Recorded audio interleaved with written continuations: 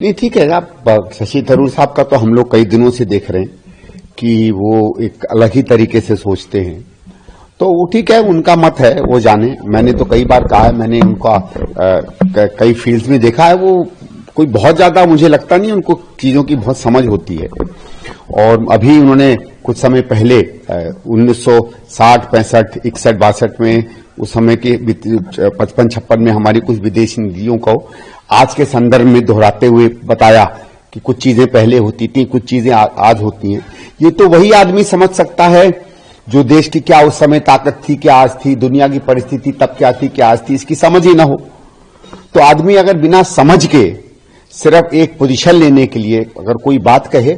तो फिर उसको गंभीरता से नहीं लेना चाहिए। मुझे लगता नहीं है कि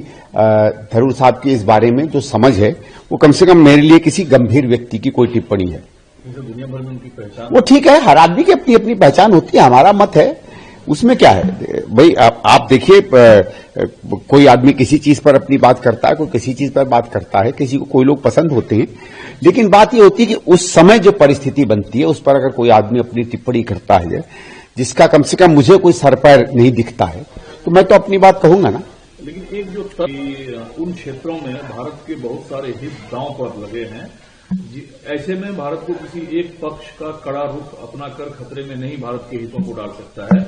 मुझे लगता है कि एक जिम्मेदार सरकार के तौर पर ऐसा करना बिल्कुल सही है जो मौजूदा नहीं, ठीक है, वो ठीक है, वो उनका मत है। देखिए क्या होता है, जिसको हम लोग लॉ एंड ऑर्डर में भी कहते हैं और विदेश नीति में भी कहते हैं, कभी कभी कुछ ऐसे बातें होती हैं, ठीक है, जिनको अगर आप खड़े होकर चुप से सहमति भर लें, जो हमारे यहां कहावत है कि मौनम सम्मति लक्षणम, तो आगे चलकर वो चीजें जो एक समय में एक समझ लीजिए एक्सेप्शन होती हैं, वो कभी कभी एक प्रैक्टिस बन जाती है। भाई आज अगर अमेरिका ने वेनेजुएला में घुस के वहां के राष्ट्रीय अध्यक्ष को उठा लिया, ईरान को उनको पसंद नहीं आया तो वहां के राष्ट्रीय अध्यक्ष को मार डाला, कल को क्या रोकता है कि वो किसी और जगह घुस जाएगा? अगर आप ऐसे उदाहरणों को, ऐसी बातों को सामने चुप रहेंगे, और दूसरा ये किसी देश की ड्यूटी नहीं है कि किसी और देश में क्या होती है, वहां डेमोक्रेसी होती है कि नहीं, वहां राजा राजवाड़ा है, वहां अच्छा राज्य, आप हस्तक्षेप करें, ये हमारे किसी की ड्यूटी नहीं है। इसलिए मैं ये जानना चाह रहा था कि ठीक है, आप हर देश अपना हित देखता है, लेकिन हित के अलावा कुछ बड़े प्रिंसिपल्स भी होते हैं, उनमें अगर आप उस समय साथ नहीं खड़े दिखेंगे तो फिर एक समय आता है जब ये दिक्कत होती है। आपको याद होगा, कोई उदाहरण उतना आसान नहीं है एक दूसरे से मिलाने का,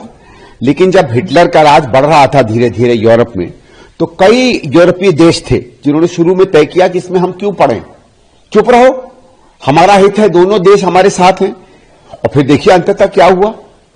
तो कभी ऐसी परिस्थितियां आती हैं जब इस तरीके की न्यूट्रलिटी हो सकता है लंबा चल के नुकसान भी करे।